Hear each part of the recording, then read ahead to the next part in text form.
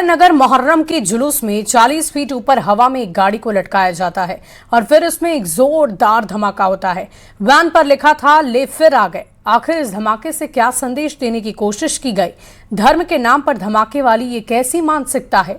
BJP विधायक रामेश्वर शर्मा ने इस घटना को सीधे दिल्ली कार ब्लास्ट जैसी सुनियोजित एक साजिश से जोड़ दिया है।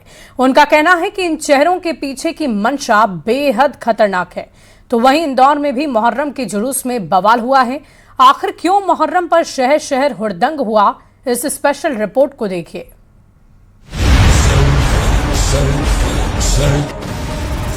कहीं मोहर्रम जुलूस के दौरान स्टंट के नाम पर कार में ब्लास्ट किया गया, कहीं जमकर लात घूंसे चले, तो कहीं दो गुटों में भिड़ंत हो गई।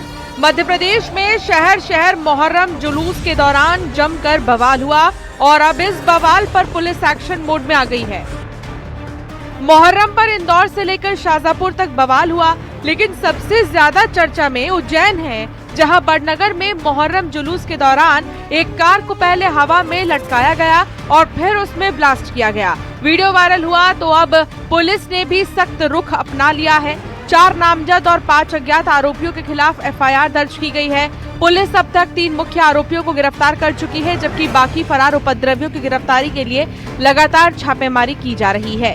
जिस गाड़ी को हवा में लटकाकर ब्लास्ट कराया गया था, उस गाड़ी को जब्त कर लिया गया है। साथ ही जिस क्रेन से गाड़ी को लटकाया गया था, वो भी क्रेन जब्त कर ली गई है। इस वैन के अंदर पटाखे रखे हुए थे या कोई और भी विस्फोटक, क्योंकि ब्लास्ट तेजी से हुआ था, जिसके धमाके की गूंज काफी दूर तक सुनाई दी थी। ये तस्वीर आपको दिखा रहा है बड़नगर थाने में खड़ी उसी वैन की।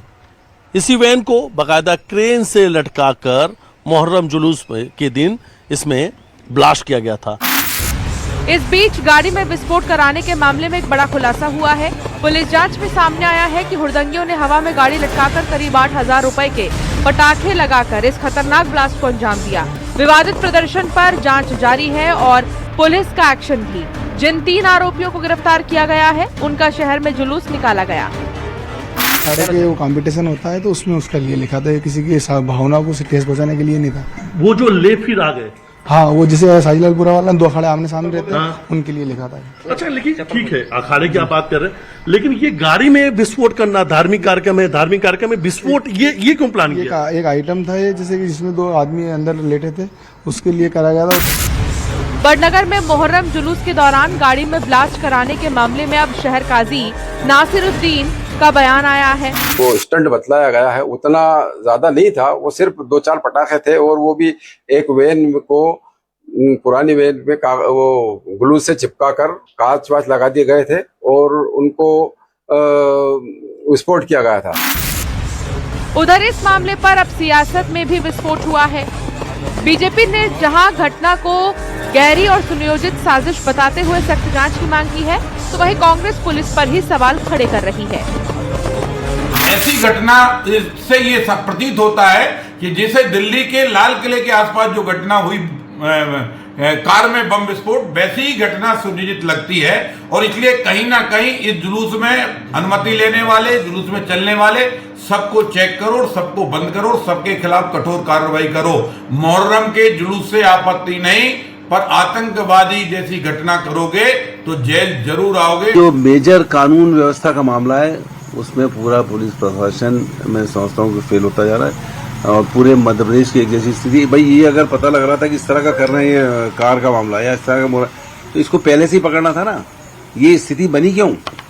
ये कानून व्यवस्था का फेलियर का मामला। उज्जैन में मोहर्रम जुलूस के दौरान कार में ब्लास्ट कराना क्या स्टंट था या कोई साजिश, या दिल्ली लाल किला ब्लास्ट से तुलना? फिलहाल इसकी जांच जारी है, लेकिन सवाल उठ रहे हैं कि धार्मिक जुलूस में आखिरकार बारूद का क्या काम था? मोहर्रम जुलूस के दौरान कार में ब्लास्ट कराने की जरूरत थी ही क्या, और ब्लास्ट से क्या मैसेज देने की कोशिश थी? अजय पटवार, न्यूज़ 18 उज्जैन।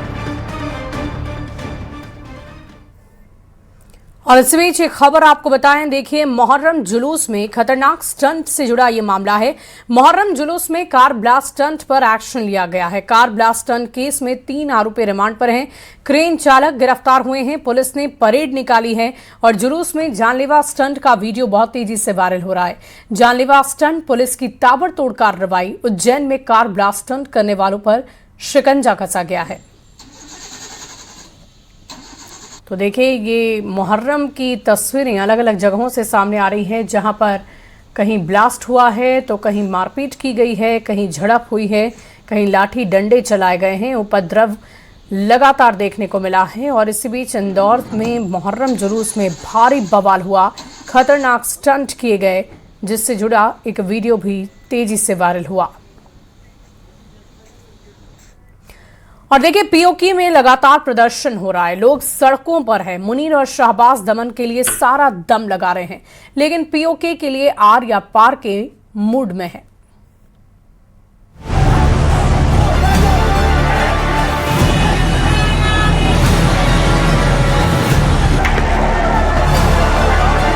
पीओके में प्रदर्शन की ये 4 तस्वीरें दुनिया से चीख चीख कर बोल रही हैं। अब की बार पीओके की जनता आर या पार की लड़ाई लड़ेगी। 2 हफ्ते से ज्यादा हो चुके हैं और पीओके में करीब 50,000 लोग सड़कों पर हैं, प्रदर्शन कर रहे हैं। अकेले रावलाकोट में 50,000 से ज्यादा लोगों के जुटने की खबर है। यह हाल तब है जब मुनीर और शहबाज सरकार जनता के आंदोलन को दबाने के लिए नीचता पर उतर आए। आरोप है कि लोगों को भूखा रखने के लिए पाकिस्तान से पीओके को जोड़ने वाले रास्ते पर खाद्य सामग्री और जरूरी सामानों से लदे ट्रक रोके जा रहे हैं। लोगों से उनकी नौकरियां छीनी जा रही हैं, क्योंकि प्रदर्शन में हिस्सा लेने के आरोप में 128 सरकारी कर्मचारियों को नौकरी से बर्खास्त किया जा चुका है। आरोप है कि रिटायर हो चुके सेना के कर्मचारियों को पेंशन रोकने की धमकी दी जा रही है। मतलब पीओके के लोगों को खामोश करने के लिए साम दाम दंड भेद हर हथकंडा अपनाया गया। 150 से ज्यादा लोगों की मौत तक का दावा किया गया। हद तो तब हो गई जब ख्वाजा आसिफ जैसे मंत्रियों ने रावलाकोट के लोगों को कश्मीरी मानने से ही इनकार कर दिया। कश्मीर रावलाकोट तो नहीं है, जिस पर पाकिस्तान की सियासत में अलग लड़ाई शुरू हो गई है।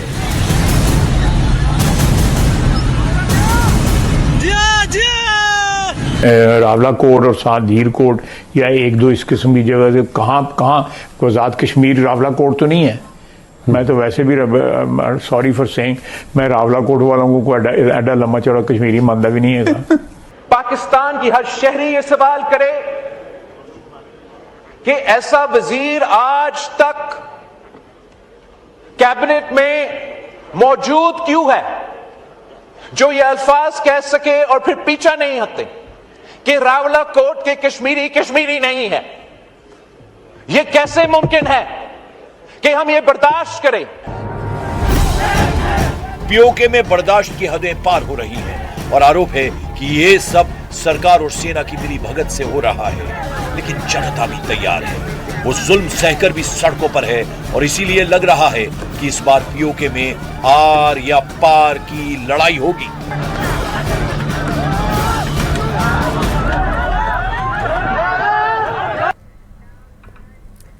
आमतौर पर पुलिस की खबरें कार्रवाई, गिरफ्तारी, अपराध और विवादों के बीच सुर्खियां बनती है, लेकिन मुजफ्फरनगर में पुलिस की एक ऐसी तस्वीर देखने को मिली है जिसने लोगों का दिल जीत लिया है। मुक्त कराए गए 12 मजदूरों को सालों बाद एक नई जिंदगी मिली। थाने में दावत हुई, चेक मिला, परिवार से मुलाकात कराई गई। क्या कुछ हुआ है, स्पेशल रिपोर्ट में देखिए।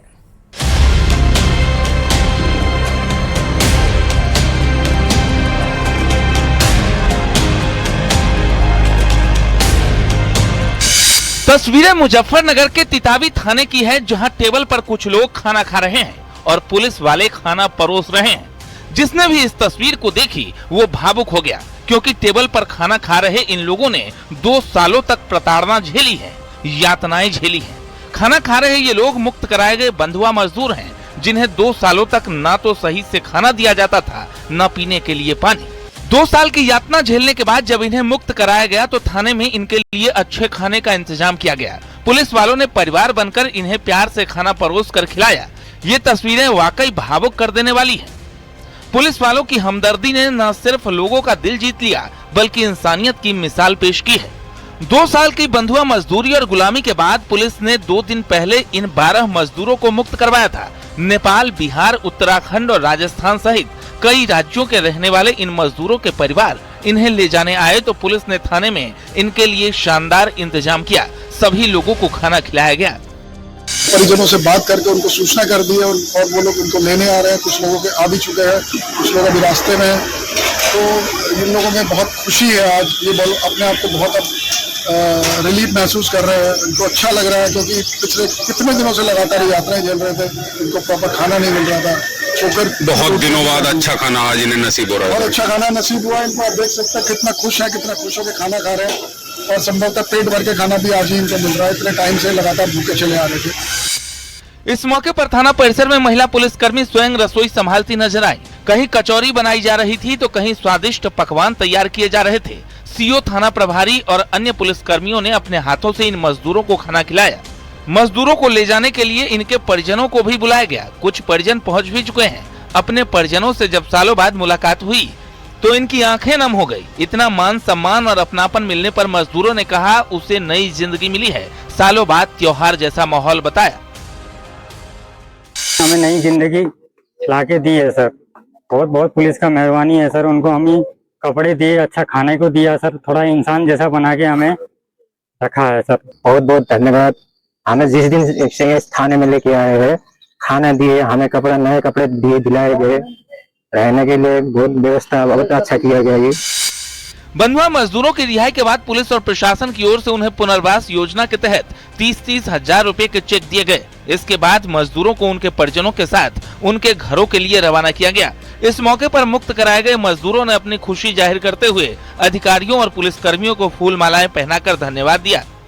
बंधुआ मजदूर हम लोगों ने मुक्त कराए थे, पुलिस और प्रशासन द्वारा जो मुक्त कराए गए थे। आज इनको, इनके परिजनों को हमने सूचित कर दिया था। उनमें से 7-8 लोगों के परिजन आ गए हैं और उनके परिवार के साथ उनको रवाना किया जा रहा है।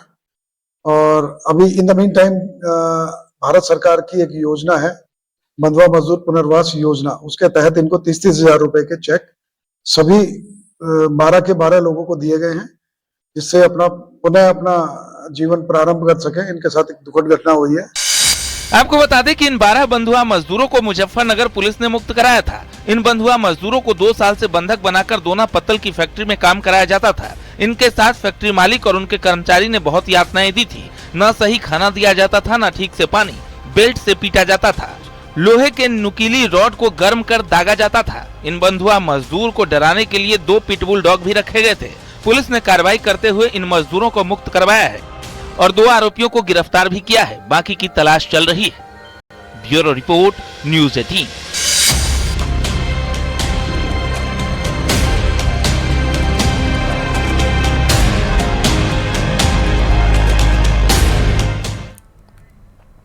अयोध्या का राम मंदिर आस्था का सबसे बड़ा केंद्र है, लेकिन अब इसी मंदिर के चढ़ावे को लेकर एक ऐसा खुलासा हुआ जिसने हर श्रद्धालु को चौंका कर रख दिया। दान पेटी में चढ़ाए गए नोट और जेवरात पर कथित तौर पर हाथ साफ किया जा रहा था। हिडन कैमरे लगे हैं, फुटेज देखी गई है और फिर सामने आई चोरी की एक ऐसी कहानी जिसने कई बड़े सवाल खड़े कर दिए। इस स्पेशल रिपोर्ट को देखिए।